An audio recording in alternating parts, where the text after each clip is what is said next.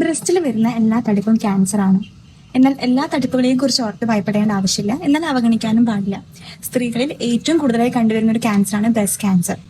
എന്നാൽ നേരത്തെ കണ്ടുപിടിക്കുന്നതിലാണ് ചികിത്സയുടെ വിജയം ഇരിക്കുന്നത്. ശ്രദ്ധിക്കേണ്ട കാര്യങ്ങളെ കുറിച്ച് പറയാം. അതായത് നിപ്പിളിൽ നിന്ന് ഡിസ്ചാർജ് ഉണ്ടാവുക, ആ ഡിസ്ചാർജിൽ ബ്ലഡ് മിക്സ്ഡ് ആയിട്ടാണ് ഡിസ്ചാർജ് ഉണ്ടാവുന്നുണ്ടെങ്കിൽ നമ്മൾ ശ്രദ്ധിക്കണം. അതുപോലെ തന്നെ ഈ വരുന്ന തടിപ്പ് അല്ലെങ്കിൽ കട്ടി അല്ലെങ്കിൽ ഒരു മാസ് പോലെയുള്ള കാര്യങ്ങൾ വേദനയില്ലാതെയാണ് ഇരിക്കുന്നതെന്നുണ്ടെങ്കിൽ, അതേപോലെ തന്നെ നിപ്പിൾ ഉള്ളിലേക്ക് വലിഞ്ഞിരിക്കുകയാണെങ്കിൽ, അതേപോലെ ബ്രസ്റ്റിന്റെ ചർമ്മഭാഗത്ത് തൊലി ഭാഗത്തായിട്ട് ഓറഞ്ചിന്റെ തൊലി പോലെ ഇരിക്കുക, ഇങ്ങനെയുള്ള ലക്ഷണങ്ങൾ കാണുമ്പോഴാണ് നമ്മൾ കൂടുതൽ ശ്രദ്ധിക്കേണ്ടത്. അപ്പോൾ ഒരു ബ്രസ്റ്റ് ലംബ് വരികയാണെന്നുണ്ടെങ്കിൽ നമ്മളത് സെൽഫായിട്ട് ആദ്യം തന്നെ നോക്കണം. അതിനാണ് ബ്രസ്റ്റ് സെൽഫ് എക്സാമിനേഷൻ എന്ന് പറയുന്നത്.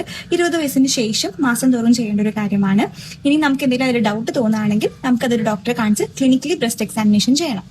ബ്രസ്റ്റ് ക്യാൻസറിന്റെ ആരംഭഘട്ടത്തിൽ തന്നെ നമുക്കതിനെ തിരിച്ചറിയാൻ സഹായിക്കുന്ന ഒരു സ്ക്രീനിങ് ടെസ്റ്റ് ആണ് മാമോഗ്രഫി. അടുത്തതൊരു USG നിന്ന് അൾട്രാസൗണ്ട് സ്കാൻ വഴി നമുക്ക് ആ ഒരു തടിപ്പ് അല്ലെങ്കിൽ ലംബ് അതിൻ്റെ ഉള്ളിലെ കണ്ടന്റ് ലിക്വിഡ് ആണോ അല്ലെങ്കിൽ കട്ടികൾ എന്തെങ്കിലും സോളിഡ് ആയിട്ടുള്ള സാധനമാണോ എന്നറിയാൻ വേണ്ടിയിട്ടാണ് നമ്മൾ USG നോക്കുന്നത്. ഉയർന്ന അപകട സാധ്യതയുള്ള സ്ത്രീകളിൽ MRI, അതായത് ഈ മാമോഗ്രാമിന്റെയും അൾട്രാസൗണ്ടും കൂടെ MRIയും കൂടി ചെയ്ത് കഴിഞ്ഞാൽ അത് കുറച്ചുകൂടി ആക്യുറേറ്റ് റിസൾട്ട്സ് തരുന്നതാണ്. പിന്നൊന്നാണ് പെറ്റ് സ്കാൻ.